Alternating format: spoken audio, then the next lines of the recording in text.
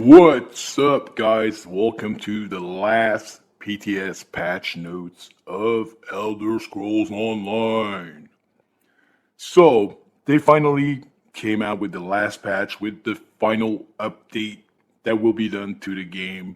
And I hate to say that I told you so, because they did change many things, and now they're backtracking on most of it.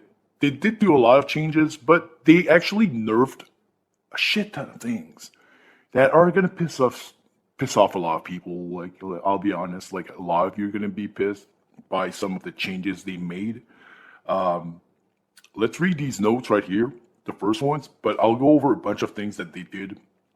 Like, they nerfed the werewolves, a bunch of sets that are now useless, and other stuff like that.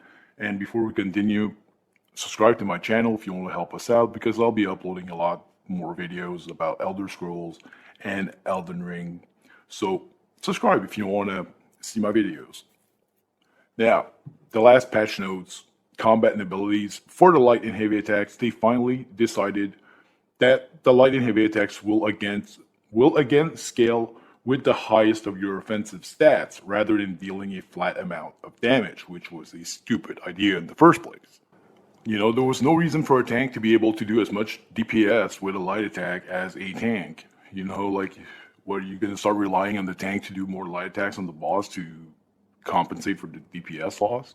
You know, light attacks, when you do a DPS parse in PvE, when you do a DPS parse, light attacks will be up there for the things that have done the most damage to the test dummy. Will always be probably in second place or third place in your DPS parse minimum. The more you weave, the better your DPS is in Elder Scrolls Online.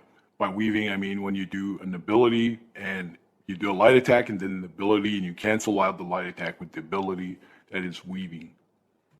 But even though they did this right here, they reduced the damage of light attacks to do approximately 26% compared to what's currently on the live servers, to ease back on their overall impact while retaining their importance in a rotation. So they reduced the damage by approximately 26%, updated the damage scaling coefficients from fully charged heavy attacks to follow a streamlined model that looks at their total cast time, cooldown, and damage when compared with a spammable attack such as Lava Whip. Then reduce the DPS loss seen when you utilize heavy attacks instead of light attacks. Their coefficient is now to be a total of 1 per second rather than varying between 0.87 or 1.12 seconds. This will result in the following adjustments. One-hand and shield heavy attacks, damage reduced by 1%. Two-handed heavy attacks, damage reduced by 1%. Dual-wield heavy attacks, damage reduced by 28%. That is a fat nerf. Inferno and Ice Staff heavy attacks, damage reduced by approximately 26%. But they did change the total cast time of the heavy attack of the Inferno to 1.8 seconds, so that's a good thing that they reduced the cast time for that. Instead of 2.1 seconds, it's going to take you 1.8. Resources have been reduced to retain the same restore per second. Well, that's not that bad. You know, with heavy attacks, when you're on a Nightblade and you do a heavy attack from stealth and then you just do like a Calarion's proc, like the heavy attack hits like for 13,000, and then like the Calarion's, if it crits, like, you instantly gank people so easily with the Inferno Staff heavy attack gank. So I can understand that they want to nerf that, because it's kind of like easy mode for Nightblades. Even though Nightblades are super easy to kill, it doesn't matter. They can still clock you. Restoration Staff heavy attacks damage increased by 6%. Okay. Lightning heavy attacks, damage reduced by approximately 2%. Bow heavy attacks, damage increased by approximately 1%. Werewolf heavy attacks, damage reduced by 14%. That's a good thing, because werewolves are just busted when you're actually good at them. I'm not that good at werewolf, but I know people that are, and they are almost impossible to kill. Like, they just have so much sustain. And their heavy attacks kill people. Valendring heavy attacks, damage reduced from 7,500 to 7,560. And right there, I suspect there was a little bug that they needed to fix to make a change so small on it. Because that's what they usually do. They'll make a super stupid change on something, like reducing the damage by 1. That's because they have something to fix in that area of the game, usually. And I don't care what anyone says, I am sure of that.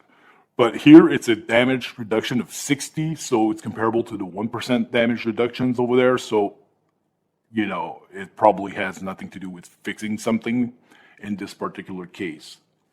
Now, Empower. So Empower does not work in PvP anymore.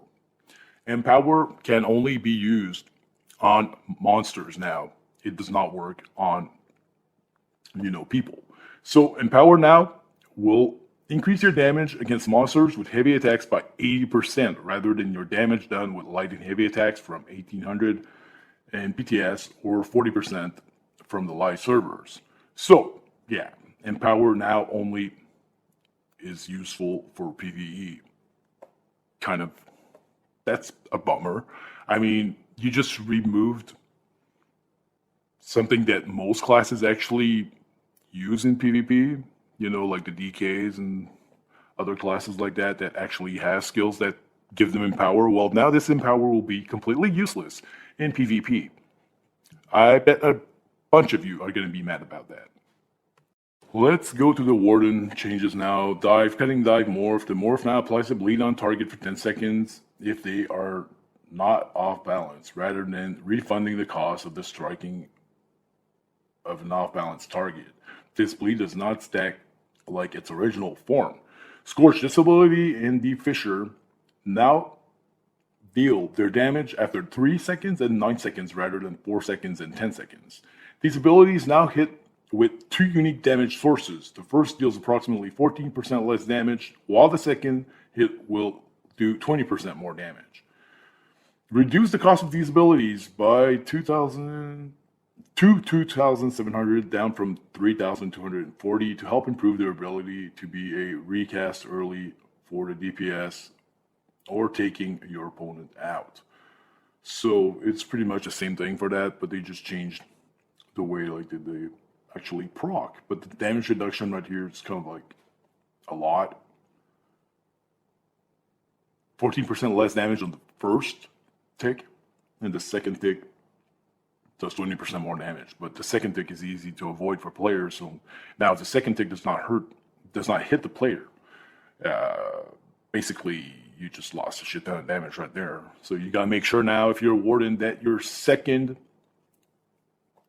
Deep Fissure will actually hit the player. Like seriously, like the subs on a Warden, it's probably like the bread and butter of that class. So if you're messing around with this stuff, like it's basically gonna make the class less viable for PvP. A lot of people are gonna stop playing it. Like if you're reducing 20% damage on someone who's using Magicka, like they're gonna lose a lot of damage on the Warden right there. Anyways, it still fractures the other players and stuff like that, but if it doesn't hit, what's the point? Anyways, I hate to say I told you so for Dark Convergence and Plague Rig. I had told you these sets are going to be useless in the next patch. Look at that shit. Dark Convergence. Increase the cooldown of this set to 25 seconds, up from 15 seconds. This set is now officially canceled. Plague Break. This set now has a cooldown of 20 seconds per target, rather than only against targets that do not already have the dot on them. This set can now proc on multiple enemies from a singular attack. Reduce the damage over time by approximately 48%, but this damage can now critically strike as it does not have ingrained modifiers built into it. Increase the damage of the explosion by approximately 3%. The damage from this set now always applies the disease status effect. It does not matter. It is now useless because you gave it a 20-second cooldown. Plague Break is so stupid anyways. Like, you block and then you cleanse it and it does no damage, basically. So if ever you have that set on you, just cleanse it easy. But I don't know what they're trying to do here, just make it useless or something, but when your crit is 20% on the class where you'll use this, it will never crit anyway. So the damage over time will probably do no crit damage anyways. So anyways, for that, the set is canceled. So it's going to be a lot less OP, that's for sure. Now, for the Oaken Soul, again, I told you so. They sell you a patch, an update, with something super OP. Here's something really broke, and then we're gonna nerf it to the ground to make it almost useless. So what they did now is that they removed all major buffs and transformed them to minor buffs. So that's the big nerf from the first patch on the Open Soul. But now they added Minor Slayer, Minor Aegis, and Empower to the Oaken Soul, which is only good for PvE. So basically, the Oaken Soul will only be good for PvE because there's no reason for you to be running a 1-bar build with that, in PvP anyways. For PvE, I wouldn't understand why you would want to run a 1-bar build anyways. Like, no one's going to invite you to a trial if you're using a 1-bar build because you're going to be losing DPS. So, I mean, maybe it's still going to be viable. I haven't tried it. Maybe it's still going to be viable because of all the buffs it gives. I don't know if everyone's going to be using 1-bar builds in, PvE and trials. I feel like, just thinking about it right now, that it's probably going to be a DPS loss. So that's an easy rotation, and a lot less like bar swap animation cancels and shit. So I think you're going to lose DPS in the end. Maybe, in a trial dummy, you can't really DPS test with that stuff because it gives you all the buffs already. So, I mean, you still have to do a good parse. But anyways, we'll see. Now, for the new set that was supposed to be ultra OP is now fucking useless. The next big thing, the big set that was supposed to be ultra OP is now literally useless. So the set, what it was supposed to do was, the effect was supposed to occur every 2 seconds. When you apply a major debuff to an enemy, remove a major buff with the duration from the target. When you apply a minor debuff to an enemy, remove a minor buff with the duration from the target. So with a cooldown of 2 seconds, this effect can occur every 2 seconds. You're literally like removing buffs on someone every damn 2 seconds if you apply a major debuff or a minor debuff on a player. So you can do that all the damn time, but there's no cooldown to applying minor debuffs. So let's say you're spamming, like, I don't know, like an ability that has a minor debuff that always reapplies to the person, like, I don't know, like Fracture on a Nightblade, basically, like you could with Sundered, not Sundered, but Surprise Attack, you could literally just debuff people every time you would hit them with that ability, because if you're running that set. Now, what they did right here is make this set completely useless, because they gave it a 15-second cooldown. 2 seconds to 15? Like, useless set. I do not see anyone wearing this set ever. It's completely useless. Removing one buff every 15 seconds off of someone, what's the point? They can just reapply it and it will not do anything. Nocturnal's Ploy increase the cooldown of this set to be 15 seconds up from 2 seconds to reduce the rate of which it can actively dispel effects from a target. Like, seriously. Anyways, this is going to be it for the PTS Patch Notes. Like I said earlier, if you want to help us out, subscribe to the channel. And thanks for watching.